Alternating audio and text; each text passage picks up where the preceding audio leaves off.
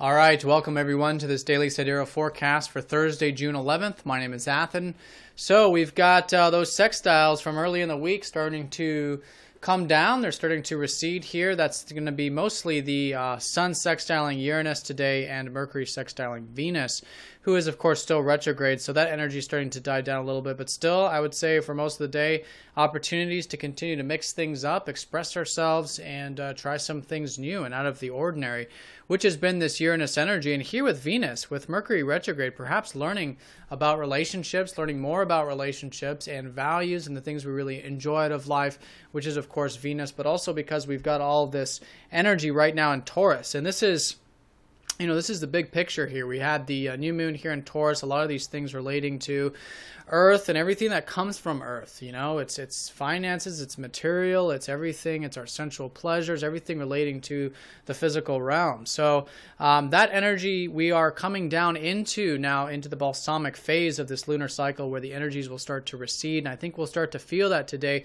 especially with the moon in Pisces. However, because the sun is so close to Mars right now at the moment, there is this kind of dual energy about the day. There's on one hand this importance of rest and relaxation and going within and meditating and taking time apart, which is this whole balsamic phase and the moon in Pisces leading into this new beginning that we're going to have here next week. So this energy, while it's dying down, is also very erratic, and there's a lot of excitement, or at least expression, a lot of this high masculine energy going on because of the Sun and Mars coming together. So I would say with this, it's going through the motions because it is a good time to continue to move forward with a lot of these Taurus things, but making sure that we are present, we are getting that peace and that rest and that connectedness into what we're involved with. And expressing ourselves is still very important, of course, in that balanced way, not too assertive, not too under assertive either. And Mercury, who's going to be stationed today, is going to be playing a major role as well, who's been transiting that Taurus and is going to go, direct here about 1832 Eastern Standard Time. So this energy, Mercury paused in the sky, especially in Taurus. It's just kind of holding off, just kind of thinking about, the material side of things or the sensual pleasures, the good life, just reflecting on these things while Mercury stopped in the sky. And then over the next, few days, once he starts to gain his momentum next week, really, we'll have a lot more of that clarity, a lot of the stuff we learned about this particular area of our life, and then start to implement it and move it forward in that regard. So definitely this pausing energy, especially for those of you who have a lot of Gemini or Virgo in your chart, this is always an important time to just kind of pause for a second and reflect. But for all of us, nonetheless, especially relating to communications and the everyday experiences. Now, with that being said, we do have some healing taking place for the next couple days. We've got Mars squaring up to Chiron and the Sun squaring up to Chiron, which is going to be the emphasis, I feel like, with all this pausing kind of an energy. And this is from Chiron in Pisces, who recently went in here.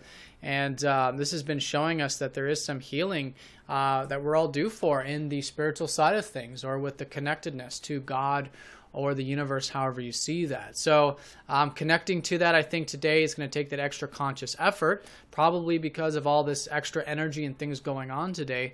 But it's very important that we do, and I think we'll find that very, very healing. I think there's also a tremendous amount of motivation that can come from this as well.